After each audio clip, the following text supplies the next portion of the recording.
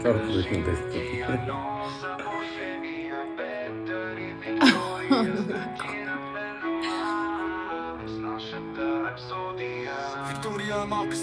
О, аз съм по-яко. Понякога обича да танцува, сега обича да разхожда кучето. Хоп, забравих да допълня, много обича да харчи. Не за кока-кола, за пепси. Но има несравнима усмивка и е много чаровна. Тя е най-забавна на бурките са топ. И беше вярно, като съдбата я срещна с Петър на едно парти, който промени живота и завинаги. Петър и Виктория в днешната рапсодия. Сега да съм клип на песен. Това е тяхната история, за тяхната хармония. Петър, когото някога наричаха Пепси. Не че е Петър, а вечния левскари бухем, който явно вече е укротен. В търсене на приключения и на красата, за да се ожени за любимата жена Виктория. О, тия кадри са малки от къщите с деците. Мост. Григорий. Всички са приятели и малко комарчи, но той не е. Хобито на Петър е да кара Виктория да се смее. Петър и Виктория в днешната Много силен кадър. и това е любов. Това е тяхната история, за тяхната хармония. Виж, мога да се целувам.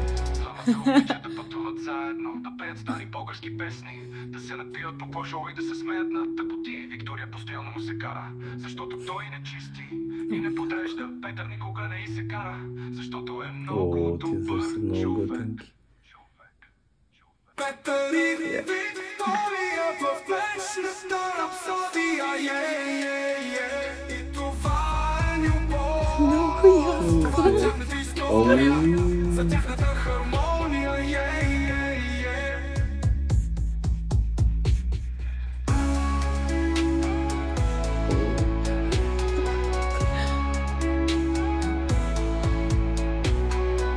Петър и Виктория в днешната рапсодия.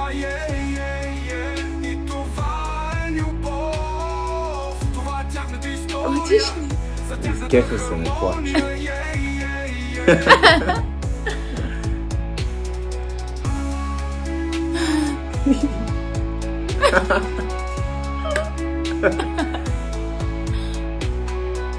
Петър и Виктория в днешната рапсодия. Те го пеят. Това е тяхната история, за тяхната хармония.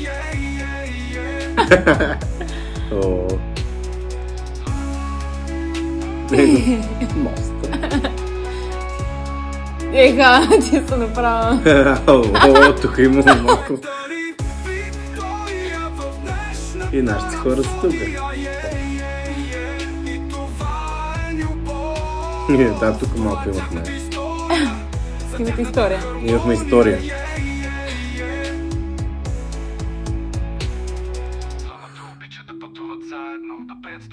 Ох, тия кадри какви са.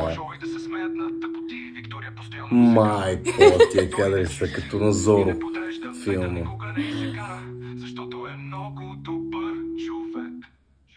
Оле, брутално. Много яко. Мост! Много яко. Много яко. Феноменално.